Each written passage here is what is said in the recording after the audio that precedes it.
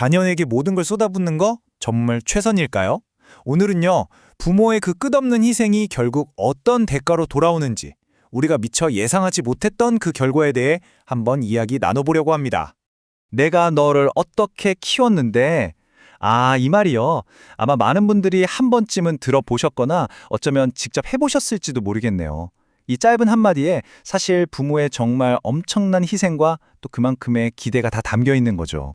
바로 여기서부터 좀 역설적인 상황이 시작되는 거예요.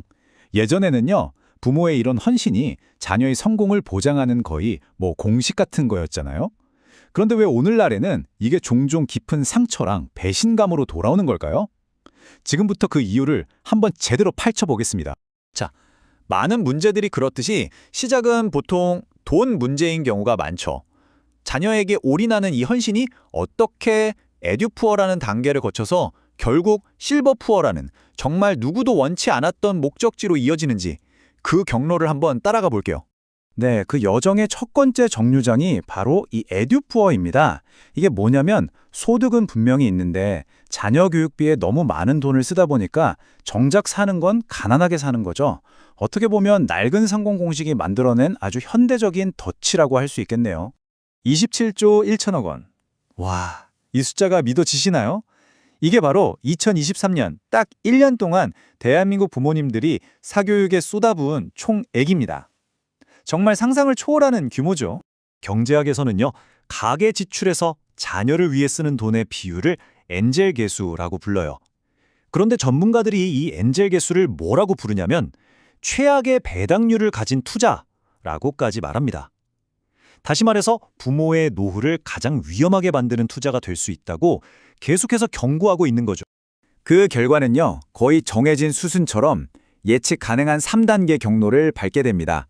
자, 1단계, 자녀 교육비랑 결혼자금으로 평생 모은 자산을 다 써버립니다.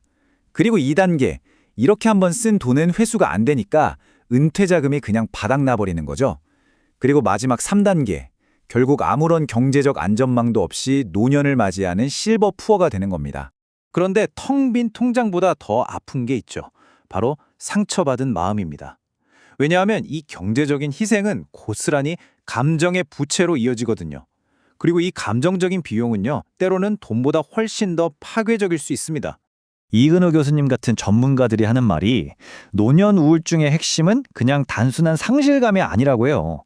그게 아니라 평생을 바쳐서 희생했는데 내가 기대했던 만큼의 보답이 돌아오지 않을 때 느끼는 그 깊은 배신감, 바로 이게 핵심이라는 거죠. 그럼 이 배신감은 도대체 어디서 오는 걸까요? 그 뿌리를 파고들면 이런 심리적인 원인이 있습니다. 부모가 자신의 자아, 그러니까 에고를 자녀에게 그대로 투사하는 거예요. 자녀의 삶을 자기 인생의 성적표처럼 여기게 되는 거죠. 자녀의 성공이 곧 나의 성공이 되면서 정작 부모는 자기 자신의 삶을 완전히 잃어버리게 되는 겁니다. 이런 갈등은 특히 효라는 한 단어를 두고 세대 간의 생각이 완전히 다르기 때문에 더 커집니다. 부모 세대는 효를 무조건적인 공경과 부양이라고 생각하고 그걸 기대하는데 자녀 세대가 생각하는 효는 정서적인 친밀감이나 상호 존중에 가깝거든요.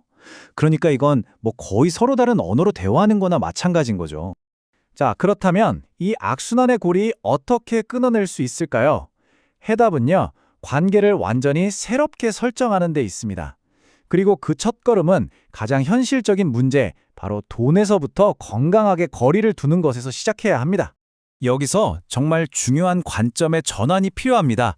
더 이상 자녀를 든든한 노후 자산이나 보험으로 여기던 시대는 끝났다는 걸 인정해야 해요. 냉정하게 들릴 수 있지만 현대사회에서 자녀는 관리해야 할 가장 큰 금융 리스크가 된 겁니다. 이 표를 보시면 딱 정리가 되는데요. 과거에는 자녀를 노후 보험처럼 생각해서 올인 투자하는 게 당연했죠. 하지만 지금은 비용이 많이 드는 정서적 만족제로 보고 그 지출을 철저히 통제해야 합니다. 우선순위도 바뀌어야 해요. 예전엔 무조건 자녀 지원이 1순위였지만 이제는 내 노후 저축이 먼저입니다. 이게 바로 새로운 시대의 리스크 관리 핵심인 거죠. 그럼 이 재정적 거리두기, 구체적으로 어떻게 실천할 수 있을까요? 자, 첫째, 대학 등록금까지만 지원한다처럼 명확한 상한선을 정하고 이걸 자녀에게 미리 알려주는 겁니다. 둘째, 나에게 먼저 투자하기예요. 월급날 자녀 학원비부터 보내는 게 아니라 내 노후연금 계좌에 먼저 이체하는 습관을 들이는 거죠.